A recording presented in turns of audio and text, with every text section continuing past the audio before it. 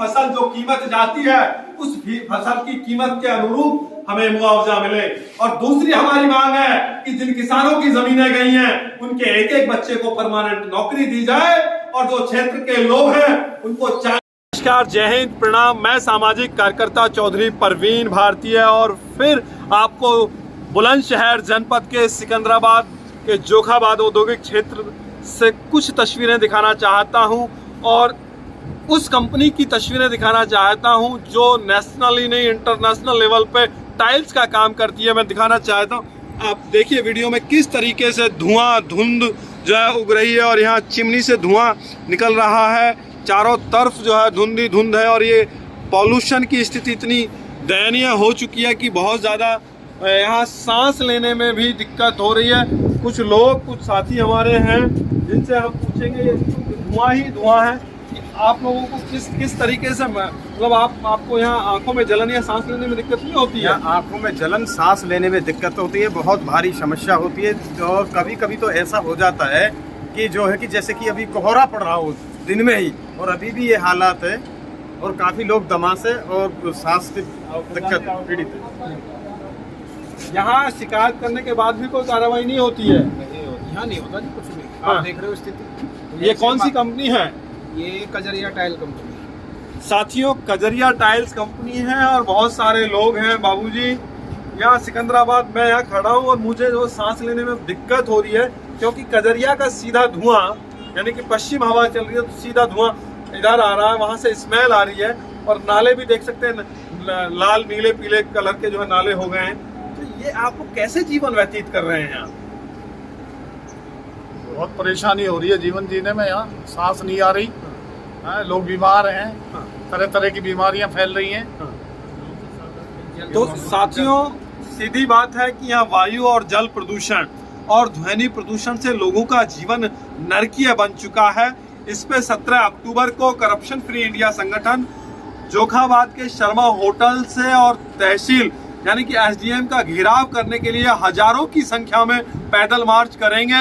और जोखाबाद औद्योगिक क्षेत्र के लोगों से मेरा निवेदन है कि सब लोग 17 अक्टूबर को इस आंदोलन में सुबह 10 बजे शर्मा होटल पे पहुंचे और इस आंदोलन को सफल बनाएं। और आज देखें कि किन किन गांवों में किस किस तरीके से सभाएं संबोधित हुई हैं और उसका गिरफ्तार पकड़ के ये कहेंगे कि तुम्हारे रहते हुए प्रदूषण विभाग के लोगों को लाखों रुपए वेतन मिलने के बावजूद यहाँ प्रदूषण क्यों हुआ, यहाँ दूषित जल खुले में क्यों फैल रहा है, इन तमाम बातों को हम लोग रखेंगे और उनको बताएंगे कि ये जोखाबाद क्षेत्र के जो गांव हैं, 12, 13, 14 जो गांव हैं, यहाँ के लोग जागरूक हो गए हैं और ये लड़ना सीख गए हैं। अब हम अपना अधिकार लेकर के रहेंगे। इन बातों को लेकर के अगर आप सब लोग सहमति चाहे और आज के अध्यक्ष जी की सहमति चाहता हूं, अगर आप सब लोग सहमत हो और आप लोग अपना जन समर्थन देना चाहते हो तो आप लोग कदम बढ़ाएं, अन्यथा जैसी स्थिति है वैसी स्थिति में भाई लुटते पिटते रहे, मुझ पे भी कोई फर्क नहीं पड़ेगा। जितना मुझसे बनेगा मैं लड़ूंगा, लेकिन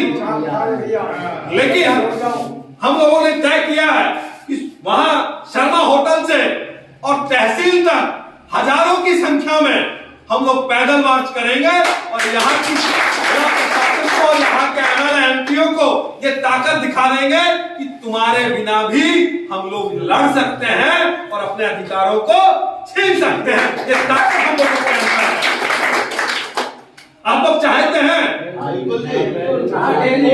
तो मैं आप लोगों से हाथ जोड़ के विनती करता हूँ, सारे हाथ खड़े कर दो। मैं विनती करता हूँ हाथ जोड़ करके 17 अक्टूबर को आज के दैनिक जागरण में भी छपा है कि प्रदूषण के खिलाफ 17 अक्टूबर को पैदल मार्च। 17 अक्टूबर को हम सब लोग इकट्ठा होंगे और जो युवा साथी बैठे हैं, आप लोगों से विशेष निवेदन है कि आप ज्यादा से ज्यादा संख्या में लाएं और जितने भी आप लोगों के यार दोस्त में सब बेकार व्यवस्थाएं हो गई, किसी के धन काम नहीं आया क्या? तो वैसी ही स्थिति यहां होने जा रही है। मैं दावे के साथ कह रहा हूं, अगर यही सब कुछ चलता रहा तो आने वाले 10 साल में इस क्षेत्र की जो आने वाली नस्लें हैं, इस क्षेत्र की जो हमारी पीढ़ी है, जो हमारे 5 साल के 10 साल के जो नौनिहाल हैं, इन लोगों के शरीर में विभिन्न प्रकार के रोग होंगे। ये बात बुरी लगेगी आप लोगों को, लेकिन ये कटु सत्य है। मैं एक दिन राजा रामपुर गया, सुलह करने, वहां मैं बैठा हुआ था, सर्दियों का टाइम था, तो हमने कहा कि भाई ये भैंस कैसे सफेद हो रही है? बोले कि पीछे श्री सीमेंट फैक्ट्री है, उसका डस्ट उड़ के आता है। बोले कि ये तो कुछ नहीं है। वो मुझे अपने ऊपर कक्ष में लेके गए, बच्चे की शादी हुई और नया सामान था, सोफे बेड तमाम सब, और उन्होंने बंद कमरा था, शीशे लगे हुए थे चारों तरफ, और जैसे ही हाथ मारा तो उसमें से जो है सीमेंट की धूल निकल के आई। जब सीमेंट बंद कमरे में जा सकता है तो राजा रामपुर के लोगों के क्या सांस के साथ वो सीमेंट नहीं जा रहा होगा? जब हम जोधाबाद से गुजरते हैं तो इतनी बुरी स्मेल बदबू आती है कि वहां सांस लेना मुश्किल हो जाता है। अब हम लोगों को यहाँ आदत पड़ गई है, जब हम लोग आते हैं, बाहर से आते हैं तो स्मेल आती है, लेकिन हम लोग इसको सहन कर गए हैं। वो सहन करना ही पाप है। अब इस समस्या का समाधान क्या है? एमएलए एमपी जो है वो तो अपने आनंद में वोट लेने आते हैं और उसके बाद उन्हें कोई चिंता नहीं है, चाहे जोखाबाद के लोग हो, चाहे हृदयपुर के लोग हो, राजा रामपुर के हो, या सांवली के हो, या तिलडेरी के हो, मंडपा, किसी भी गांव के लोग हो, उन्हें कोई मतलब नहीं है। वो लोग आते हैं, वोट पाते हैं और चुनाव जीत करके विधानसभा और लोकसभा में जाके आनंद के साथ जीवन व्यतीत कर रहे हैं। नोएडा और बुलंदशहर जैसे शहर में रहते हैं, लेकिन हमको और आपको तो यही रहना है, और यही रहना है तो यहाँ की व्यवस्थाओं को ठीक करना पड़ेगा।